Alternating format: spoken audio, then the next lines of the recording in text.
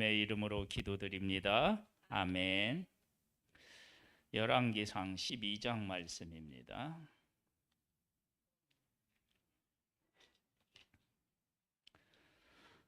솔로몬이 죽고 그의 아들 르호보암이 이스라엘의 왕이 됩니다. 왕이 되었지만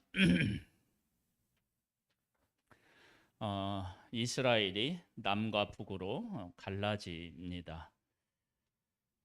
한번 보겠습니다. 르호보암이 세겜으로 갔으니 이는 온 이스라엘이 그를 왕으로 삼고자 하여 세겜에 이르렀음이더라. 느바스의 아들 여로보암이 전에 솔로몬 왕이 얼굴을 피하여 애굽으로 도망하여 있었더니 이제 그 소문을 듣고 여전히 애굽에 있는 중에 우리가 사람을 보내 그를 불렀더라. 여로보암과 이스라엘 온 회중이 와서 르호보암에게 말하여 이르되 왕의 아버지가 우리에게 멍에를 무겁게 하였으나 왕은 이제 왕의 아버지가 우리에게 시킨 고역과 매운 무거운 멍에를 가볍게 하소서. 그리하시면 우리가 왕을 섬기겠나이다. 르호보암이 대답하되 갔다가 3일 후에 다시 내게로 오라 하매 백성이 가니라. 솔로몬이 다윗을 이뤄 왕이 된 후에 처음에는 하나님께서 베풀어 주신 풍성한 은혜로 말미암아서 윤택한 삶을 살았습니다. 그런데 솔로몬이 하나님을 떠나고 죄에 거하게 되니까 하나님께서 그에게 물질적인 복도 허락하시지 않은 거예요. 물질적인 복을 허락하지 않으시니까 어떤 일이 생겼느냐? 나라가 하는 나라와 혼인 그 관계를 맺고 그 다음에 또 나라를 많이 키워놨으니까 키워놓은 나라를 유지하려면 돈이 많이 들어가요. 그래서 세금을 백성들에게 많이 매겼습니다. 우리나라도 지금 세금이 엄청 막 올라가고 있는데 이제 그런 일들이 생긴 거예요.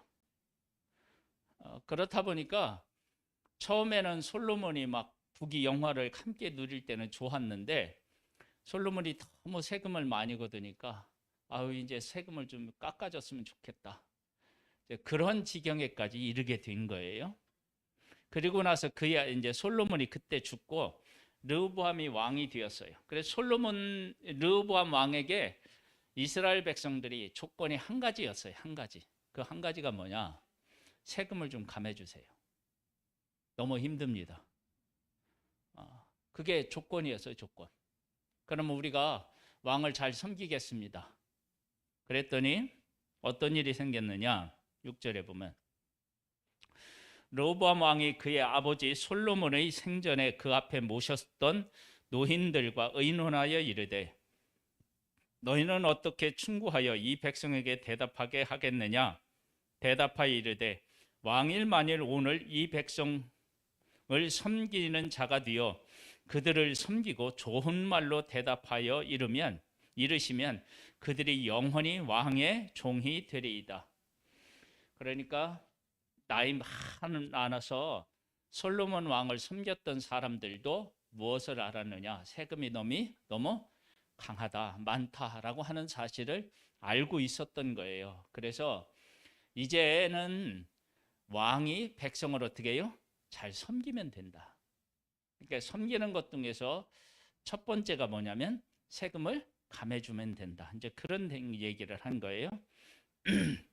왕이 노인이 자문하는 것을 버리고 자기 앞에 모셔 있는 자기와 함께 자라는 어린 사람들과 의논하여 이르되 너는 어떻게 자문하여 이 백성에게 대답하게 하겠느냐? 백성이 내게 말하기를 왕의 아버지가 우리에게 매운 멍에를 가볍게 하라 하였느니라. 함께 자라는 소년들이 왕께 아뢰어 이르되 이 백성들이 왕께 하리기를 왕의 부친이 우리의 멍에를 무겁게 하였으나 왕은 우리를 위하여 가볍게 하라 하였은즉 왕은 대답하기를 내 새끼 손가락이 내 아버지의 허리보다 굵으니 내 아버지께서 너에게 무거운 멍에를 매게 하였으나 이제 나는 너희의 멍에를 더욱 무겁게 할지라. 내 아버지는 채찍으로 너희를 징계하였으나 나는 전갈 채찍으로 너희를 징계하리라 하소서. 3일 만에 여로보암과 모든 백성이 르호보암에게 나와왔으니 이는 왕이 명령하여 이르기를 3일 만에 내게로 다시 오라 하였습니다. 왕이 포악한 말로 백성에게 대답할세 노인이 자문을 버리고 어린 사람들의 자문을 따라 그들에게 말하여 이르되 내 아버지는 너희의 멍에를 무겁게 하였으나 나는 너희의 멍에를 더욱 무겁게 할지라. 내 아버지는 채찍으로 너희를 징계하였으나 나는 전갈 채찍으로 너희를 징치하리라 하니라. 왕이 이같이 백성의 말을 듣지 아니하였으니 이 일은 여호와께로 말미암아 난 것이라. 여호와께서 전에 실로 사람 아히야로 느바스의 아들 여로보암에게 하신 말씀을 이루려 하심이더라. 어떤 말씀을 하셨어요? 여로보암이 왕이 될 것을 이렇게 말씀하셨는데 그것을 이룬다. 그건 다른 말로 얘기하면 솔로몬이 다스렸던 나라가 둘로 나뉘어진다라고 하는 거예요. 하나님의 말씀을 듣지 않고 불순종하는 곳에는요, 하나가 될 수 있는 방법이 없습니다. 갈라지게 되어 있습니다. 갈라지게 되어 있어요. 나누어지게 되어 있어요. 아담과 하와가 하나님의 말씀대로 살았을 때는 서로 뭐라고 고백해요? 이는 내 뼈 중에 뼈요 살 중에 살이라. 이건 이제 남자가 여자에게 고백했지만 그 얘기를 듣는 하와는 어떻게 했겠어요? 네? 그 얘기를 남자한테 딱 들었어. 그럼 뭐라고 대답하길래? 우리 성도님도 한번 대답해 보시오.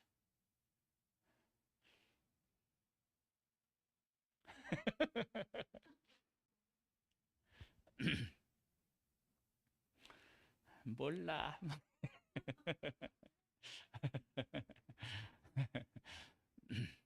아마 같은 고백을 했겠죠. 그렇게 고백했겠죠. 그런데 뱀의 유혹을 받아서 이렇게 이제 타락한 후에는 뭐라고 얘기해요? 쟤 때문이라고. 쟤가 나한테 선악을 알게 한 나무 열매를 주어서 먹었었다. 이렇게 됐다고. 이러면서 어떻게 되냐면 나누어지는 거예요. 가인과 아벨도 어떻게 해요? 형제이지만 죄가 들어가니까 어떻게 해요? 서로 죽이는 일이 생긴 거예요. 하나님과 인간도 어떻게 해요? 서로 원수가 되게 되는 일이 생겼다고. 그래서 하나님의 법을 어기는 곳에 일치는 없습니다. 일치할 수가 없어요. 그러니까 우리나라도 지금 그렇게 막 편을 갈라져서 싸우는 것은 이 나라가 지금 하나님의 뜻에서 멀어졌다라고 하는 증거이기도 합니다. 이거. 너무 분명해지잖아요.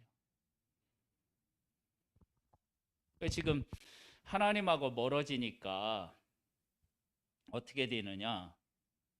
나누어지는 거예요. 왕하고 백성하고 어떻게 해요? 나누어지는 거예요.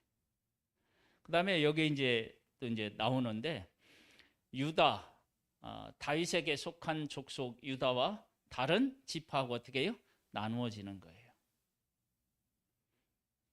그러면 우리가 하나가 되려고 하면 어떻게 되느냐? 하나님 안으로 들어와야 돼요. 그래서 초대교회는 어떻게 해요? 오늘 오전에 말씀을 나눴지만 다 하나가 되잖아요.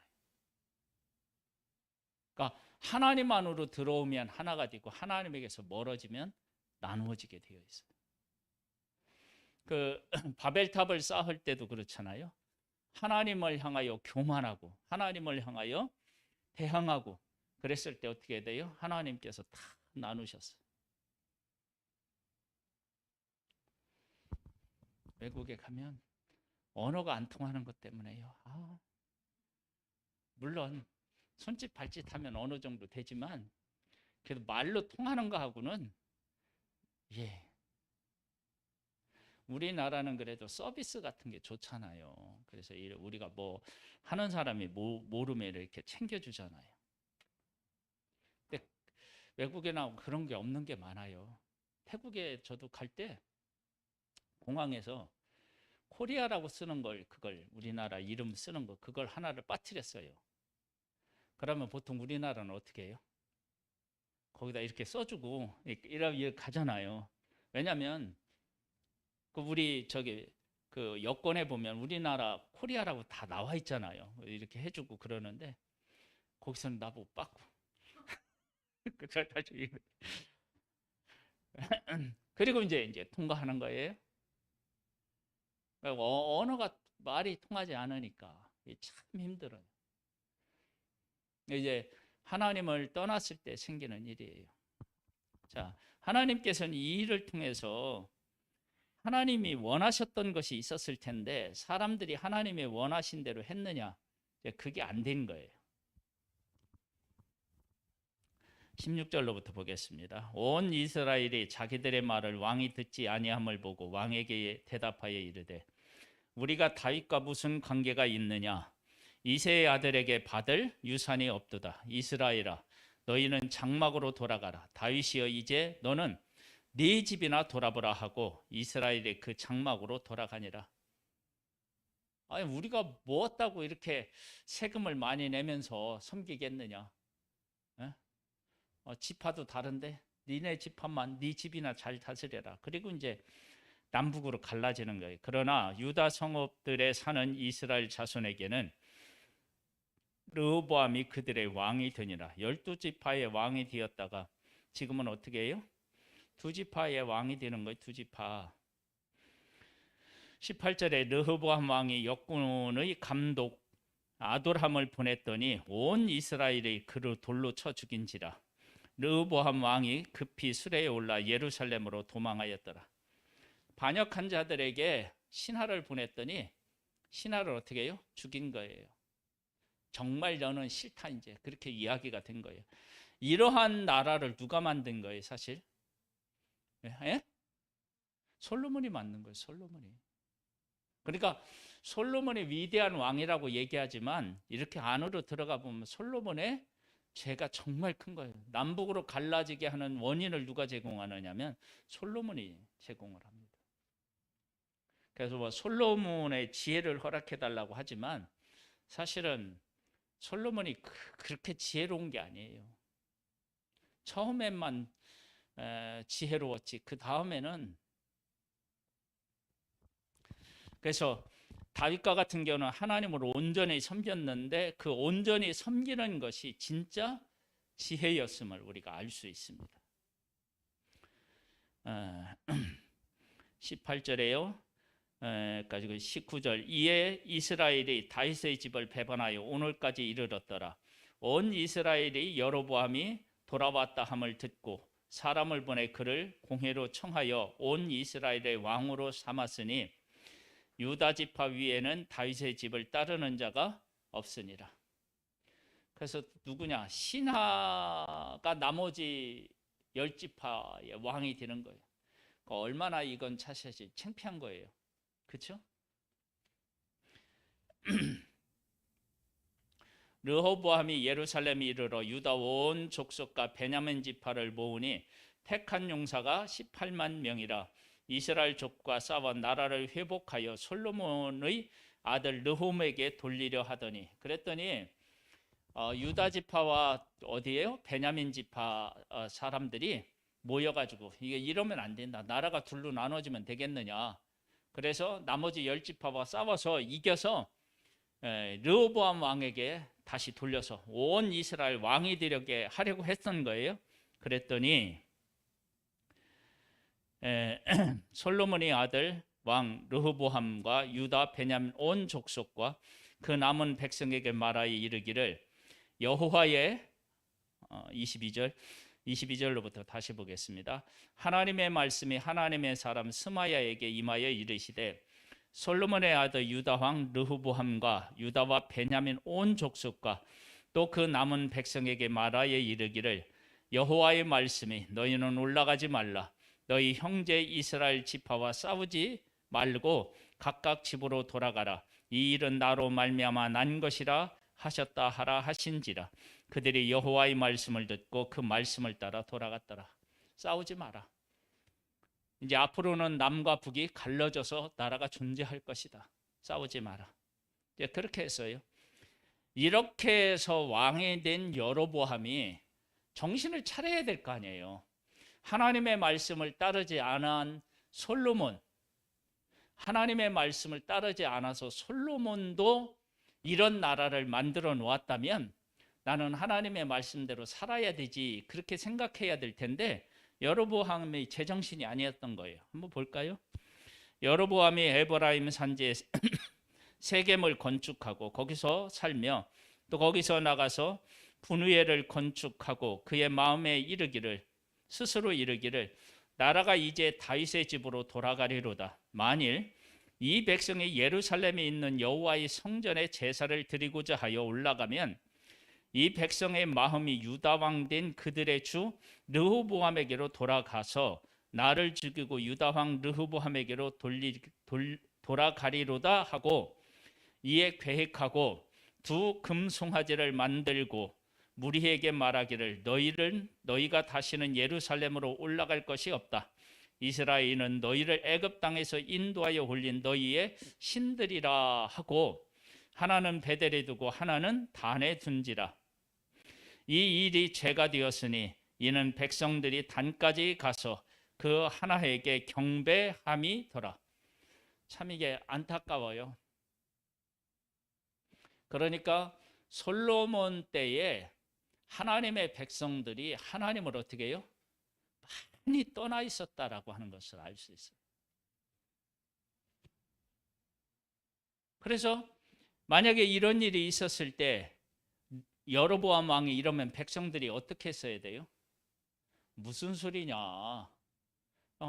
우리를 애굽에서 인도하신 분은 여호와 하나님이시지 어떻게 송아지가 우리를 인도했냐? 말도 안 되는 소리 하는 것이 하지 마라. 그렇게 나왔어야 되는데 어떻게 해요? 멀리까지 가서 그 우상을 섬기는 거예요. 그러니까 솔로몬이 보세요. 나라를 반으로 나눠놨죠. 그 다음에 어떻게 해요? 백성들로 하여금 하나님을 멀리 떠나서 우상을 자연스럽게 받아들이도록 그렇게 하나님을 떠나는 백성으로 만들어 놓은 거예요. 자, 보겠습니다. 그러면서 어떻게 했느냐? 31절에 보면 그가 또 산당을 짓고 레위 자손이 아닌 보통 백성을 제사장으로 어떻게 해요? 삼고, 그냥 보통 사람을 제사장이 된 거예요. 그냥 여로보암이 그냥 임명한 거예요. 삼고 여덟째 달 곧 그 달 15째 날로 절기를 정하여 유다 절기와 비슷하게 하고 제단에 올라가되 베델에서 그와 같이 행하여 그가 만든 송아지에게 제사를 드렸으며 그가 지은 산당의 제사장을 베델에서 세웠더라.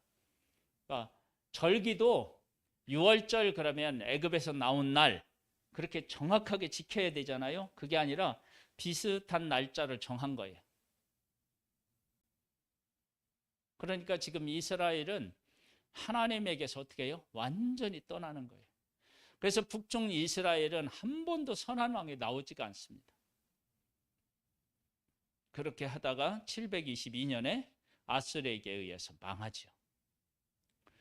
그가 자기 마음대로 정한 달 곧 8째 달 15째 날로 이스라엘 자손을 위하여 절기를 정하고 베델에 쌓은 제단에 올라가서 분향하였더라. 솔로몬이 처음에는 하나님을 경외하면서 지혜로웠지만 그가 하나님이 하지 말라고 하는 이방인과 어떻게 해요? 통혼하면서 타락하기 시작합니다. 얼마만큼 타락했느냐? 솔로몬도 어떻게 해요? 우상을 섬긴 만큼 타락한 거예요. 그러니까 그런 모습을 보고 백성들이 금송아지를 섬기는 일을 금방 받아들이는 거예요. 그러니까 우리가 열심을 다해서 하나님을 섬기는데도 자녀들이 하나님을 잘 공경하지 못할 때가 있는데 하나님을 떠나면 그 자녀들은 얼마나 타락하기 쉽겠습니까? 지금 그런 거예요. 하나님께서 여로보암을 왕으로 삼으셨을 때 여로보암이 솔로몬 왕이 죄를 지어서 나라가 나뉘어지고 또 르호보암 왕이 하나님의 말씀을 따르지 않아서 이렇게 지금 되었으니까 나는 하나님의 말씀대로 살아야지, 그런 교훈을 얻어야 맞잖아요. 근데 그러지 않았다는 거예요. 하나님을 더 떠나는 거예요. 더 떠나. 하나님이 그에게 왕으로 삼았는데 왕이 된 것이 뭐가 되어서요? 우상이 되어서. 왕이 된 것이 우상이 되어서 하나님을 떠나서 자기 백성들이 자기만을 위하도록 만드는 거예요. 하나님을 섬기는 데서 멀어지게 하고. 이런 아픔의 역사. 그러니까 이 여로보암 그 왕도 참 어리석은 왕이죠. 그런 것을 통해서 깨달아서 하나님을 섬겨야 되겠구나. 그랬으면 하나님께서 아주 귀하게 들어 쓰셨을 텐데 그렇게 하지 못하는 거예요. 자, 이제 오늘 얘기를 정리해 보면 이렇습니다. 내가 하나님의 말씀대로 바르게 서느냐 하는 문제는 나뿐만 아니라 내 후손에게도 정말 큰 영향을 미치고요.